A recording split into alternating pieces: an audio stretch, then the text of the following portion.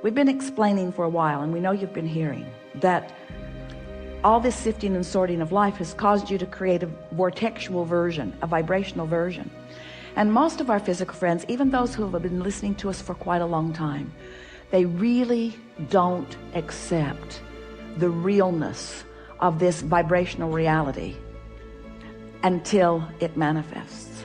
And so we talk to try to help you to sense the vibrational version, to feel the vibrational version. In other words, if we could get you to feel secure even before it manifests, it would manifest faster. Most want it to manifest before they feel secure, but that's going about it backwards. So if we can get you to feel secure, if we can get you to feel in love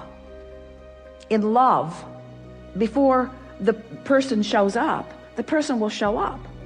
But humans think they need a person to be in love with. And we want you to know you can be in love with an idea. You can be in love with the idea of a relationship. You can be in love with the memory of a relationship. You can be in love with that aspect of that relationship, and that aspect of that relationship, and that aspect of that relationship, which means holding it active in your vibration. And it has to then be realized by you.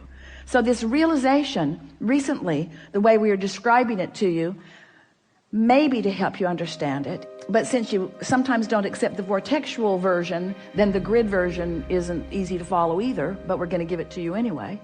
Everything you want is vibrationally gathered, all the cooperative components in your vortex, and it is ready to reveal itself to you. And the reason that we're using the word reveal or realize is because you are going to be the interpreter of it, in the same way that that sweet bird was the interpreter of a message from Jerry to Esther.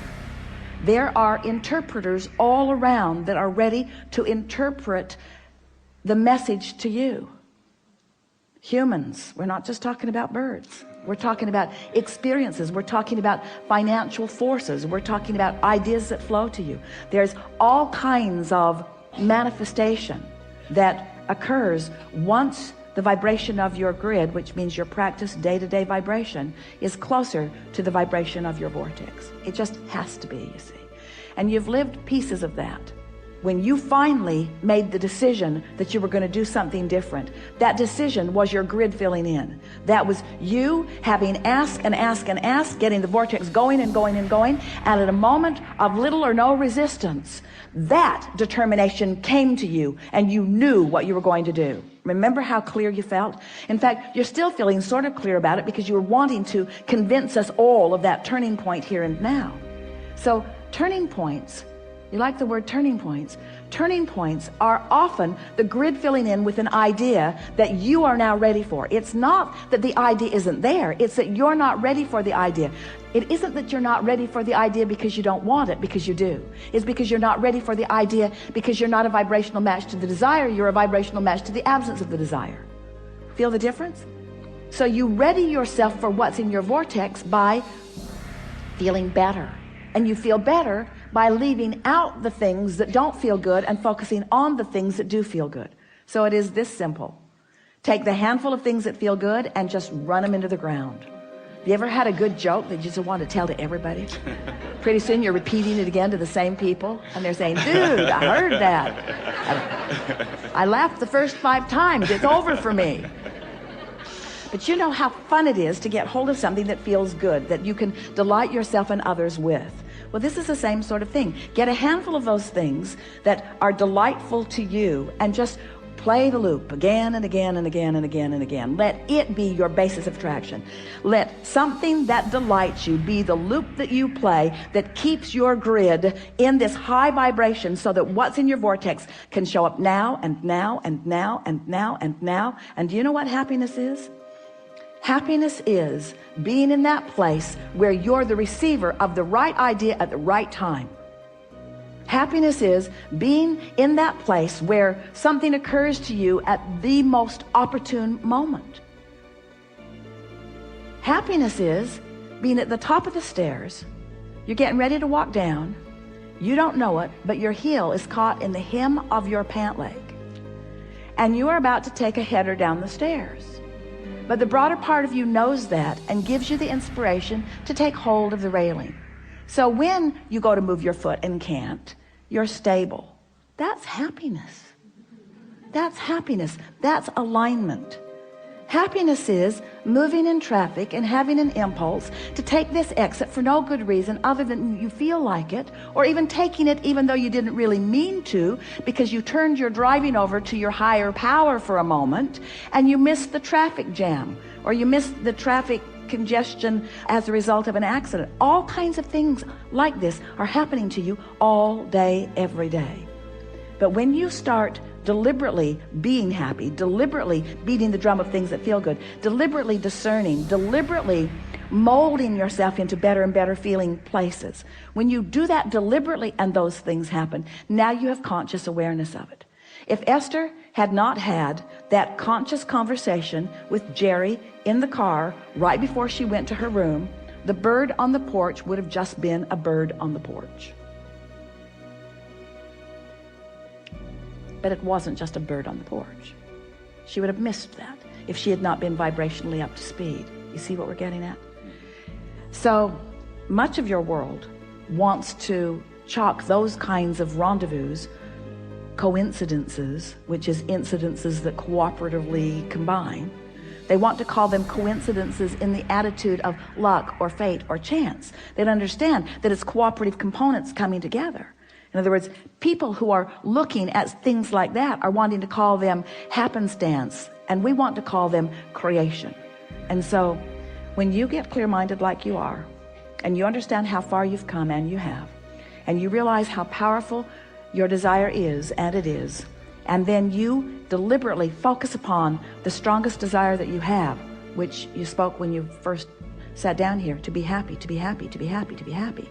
To be happy, meaning to be in alignment, meaning to be in control of my own thoughts, meaning to be in control of my own vibration, meaning to be in vibrational concert with the source within me, meaning to be in vibrational concert with everything that I put into my vortex, meaning right here, right now, being in alignment so that I will be the interpreter, the manifester, the realizer of the best that could happen in this moment. That's happiness. This moment, and this moment, and this moment, and this moment.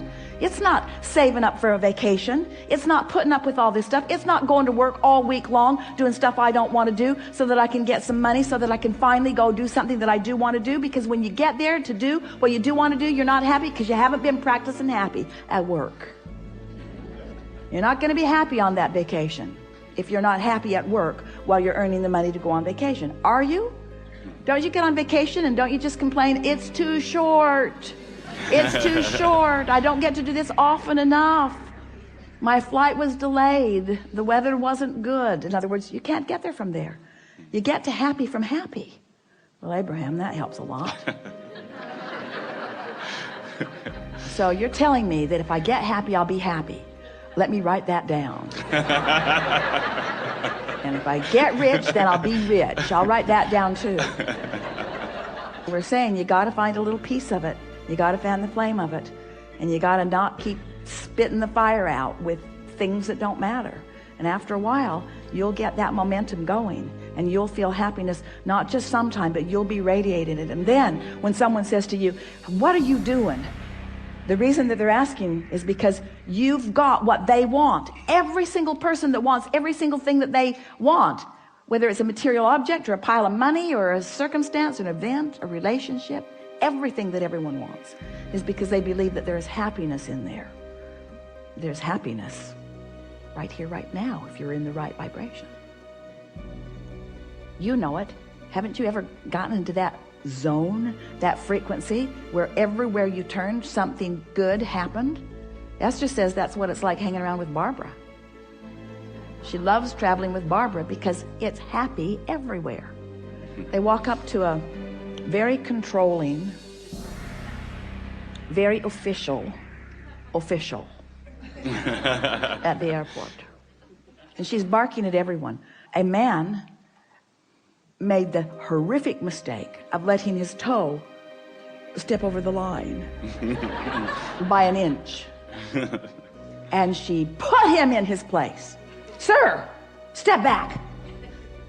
He did, and he didn't like it. And Esther thought, that was harsh and unnecessary. And Barbara, who refuses to focus on anything unpleasant, missed it completely. So when she got up there, she got a big smile. She got moved fast to the other line. In other words, she's treated like royalty. While this poor man was put into the dungeon. No, that's what we're talking about. In other words, you attract by virtue of how you feel. We know we've been taking a bit of long time here, longer than we promised at the beginning, but it's so worth contemplating. How happy am I? How happy can I be? How good can I feel? What's the best feeling thought that I can find right now? What's working in my life? What's working out? What do I remember that felt good? What's happening right now that feels good? How general do I need to be? You can always find something to feel good about. And when you do, and when you make that your habit, then the actualization of it, the realization of it, the manifestation of it is so pronounced in your experience that people will be flocking to you and saying, what is your secret? And you'll say, I'm happy. And they'll say, I know that, I can see that, that's why I'm asking you what your secret is. And you say, no, I was happy before I was happy. And they'll say, well, that doesn't make any sense at all.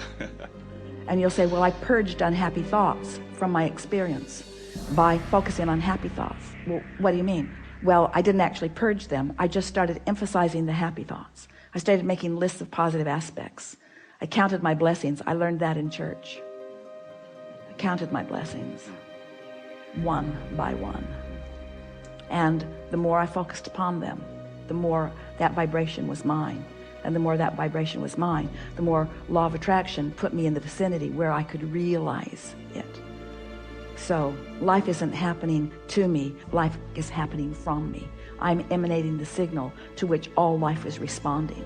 So when I get up in the morning, I decide, how's this day going to feel?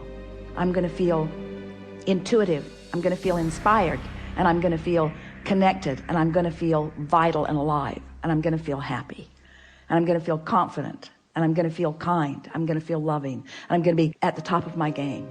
I'm going to feel innovative. I'm going to feel energized. I'm going to feel invigorated. I'm going to feel inspired, but I'm going to feel inspired moment by moment. I'm going to feel guided. I'm going to feel worthy. I'm going to feel deserving. I'm going to feel deserving of all of the goodness that has been taught to me all of my life. I'm going to feel deserving of that. And I'm going to demonstrate my deservedness through my happiness. Yeah.